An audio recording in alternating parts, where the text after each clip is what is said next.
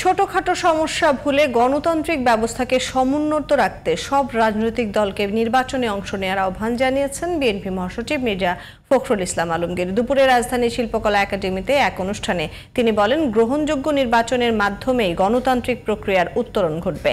একই অনুষ্ঠানে দলটির স্থায়ী কমিটির সদস্য সালাউদ্দিন আহমেদ বলেন, রাজনৈতিক দলগুলোর অনৈক্যের কারণে ফ্যাসিবাদের প্রত্যাবর্তন হলে জুলাই শহীদদের সাথে বেইমানি করা হবে।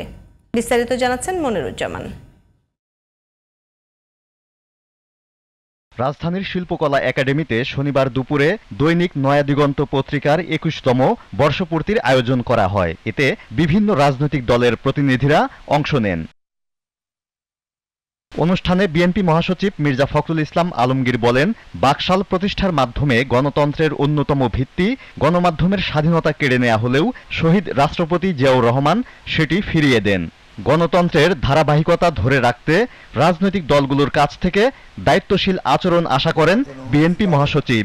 আমরা মনে করি এই সকলের কাছে গ্রহণযোগ্য নির্বাচনের মধ্য দিয়েই আমরা কিন্তু একটা গণতান্ত্রিক ব্যবস্থাতে ফিরে যাওয়ার সুযোগ পাবো। আমি আহ্বান রাখবো সকল রাজনৈতিক দলের কাছে যে আমাদের ছোটখাটো সমস্যা এগুলোকে দূরে রেখে গণতান্ত্রিক ব্যবস্থাটাকে আমরা ফিরিয়ে আনার জন্য সবাই এই নির্বাচনে অংশ নেই এবং গণতান্ত্রিক ব্যবস্থাকে ফিরিয়ে নিয়ে আসে। বিএনপির স্থায়ী কমিটির সদস্য সালাউদ্দিন আহমেদ বলেন, ফ্যাসিবাদের প্রত্যাবর্তন ঠেকাতে রাজনৈতিক দলগুলোর ঐক্যের বিকল্প নেই।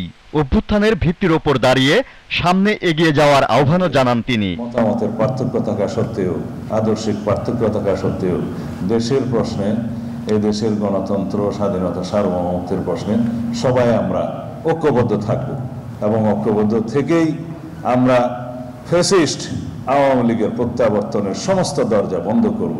যদি আমাদের অনৈক্যের কারণে, আমাদের বিভেদের কারণে কোনো সময় কোনো ফাঁকে যদি ফ্যাসিবাদের প্রত্যাবর্তনের কোনো আশঙ্কা থাকে, এই জাতি আমাদেরকে ক্ষমা করবে না। বিএনপির মাধ্যমেই সংস্কার শুরু হয়েছে, যা ভবিষ্যতেও অব্যাহত থাকবে বলে জানান দলটির নেতারা।